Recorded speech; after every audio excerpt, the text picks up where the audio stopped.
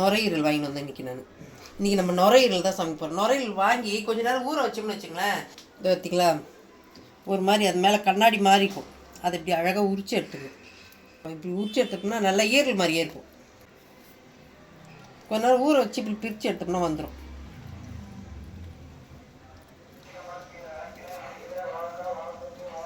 நம்ம வீடியோ எடுக்கிறப்ப தான் எல்லாம் போகும்.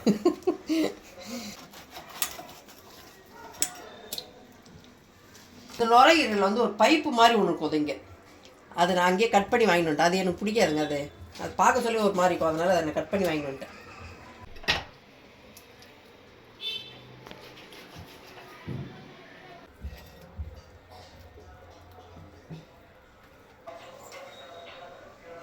மஞ்சத்தூள் போட்டு நல்லா ஒரு 4 தண்ணி ஊற்றி கழுவிக்கணும். ஏன்னா ஒரு மாதிரி கவுச்ச ஸ்மெல் அடிக்கும். அதனால் நல்லா கழுவிக்கலாம்.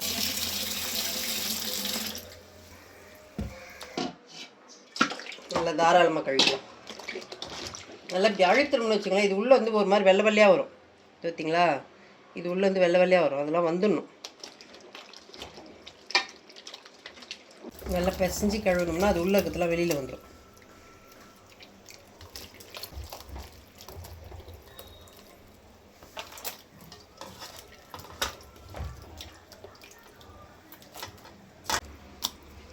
கழுவிட்டோமா, நல்லா 4 தண்ணி ஊற்றி சுத்தமாக கழுவி எடுத்துட்டோங்க. இது அப்படியே இருக்கட்டும். இதில் இருக்கிற தண்ணியெல்லாம் இப்படி வந்துடும் வெளியில் வரட்டும். அதுக்குள்ளே நம்ம இதுக்கு தேவையான பொருளெல்லாம் ரெடி பண்ணி வச்சுக்கலாம். இந்த கத்திரிக்காய் தோட்டத்தில் காய்ச்சிதுங்க எங்கள் அம்மா வீட்டில். பார்த்தீங்களா எவ்வளோ குட்டி குட்டி கத்திரிக்காய்லாம் எங்கள் அம்மா அறுத்து கொடுத்து அனுப்பிட்டாங்க பாருங்க. சூப்பராக இருக்கும் அந்த கத்திரிக்காய். என்ன கத்திரிக்காய் பண்ணோம்னு வச்சுங்களேன், அவ்வளோ அருமையாக இருக்கும். கடலைப்பருப்பு ஒரு 10 நிமிஷத்துக்கு முன்னாடி ஊற வச்சிட்டேன். அதை போட்டுக்கலாம் ஃபஸ்ட்டு குக்கரில். இப்போ கத்திரிக்காய், வெங்காயம், பச்சை மிளகா, தக்காளி, கருவேப்பிலை இதையும் போட்டுக்கணுமா. இப்போ வந்து நுரையீரல் போட்டுக்கலாம். அது பார்த்திங்களா தண்ணி அப்படியே பின்னாடி கீழே வந்து நிற்கிது பாருங்கள். இப்போ நுரையீரலில் போட்டுக்கலாம். இப்போ இதுலேயே ஒரு ஸ்பூன் மஞ்சத்தூள், உங்களுக்கு தேவையான அளவுக்கு மிளகாத்தூள் எல்லாமே இதிலே போட்டுக்கலாம்.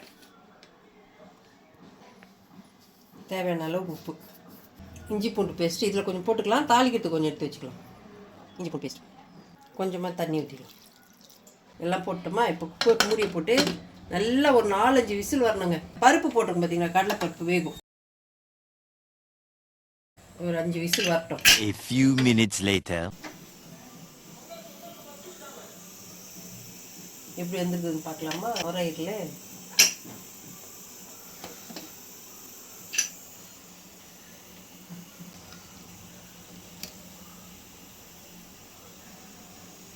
நல்லா வந்துடுது.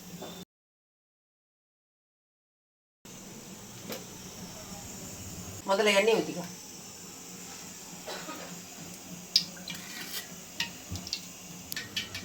பட்டை, லவங்கம், ஏலக்காய், சோம்பு எல்லாம் எடுத்து வச்சுக்கோங்க. இது போட்டுக்கலாம்.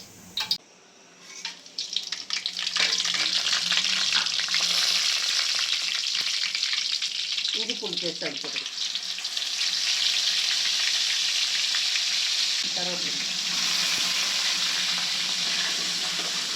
இஞ்சி பூண்டு நல்லா பச்சை வாசனை போகிற அளவுக்கு வதக்கலாம். நம்ம போட்டதெல்லாம் நல்லா வதங்கிடுது. இப்போது வேக வச்சுருக்கிறோம்ல நுரையீரல், உங்களுக்கு வேணும்னா நீங்கள் தேங்காய் கூட ஊற்றிக்கலாங்க. எனக்கு வேணாம், தேங்காய் வேணாம், அதனால நான் தேங்காய் ஊற்றுறேன். உங்களுக்கு வேணால் நீங்கள் தேங்காய் ஊற்றிக்கலாம்.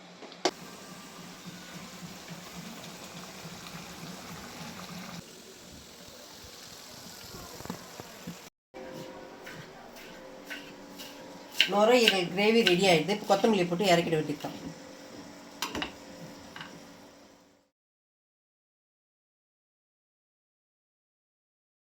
நல்லா சூப்பராக ரெடி ஆகிடுது. இது வந்து சாதத்துக்கு, தோசைக்கு, இட்லிக்கு எல்லாத்துக்குமே சாப்பிட்லாங்க. எனக்கு தேங்காய் வேணாம், அதனால் நான் ஊற்றலை. உங்களுக்கு தேங்காய் வேணும்னா நீங்கள் ஊற்றிக்கலாம்.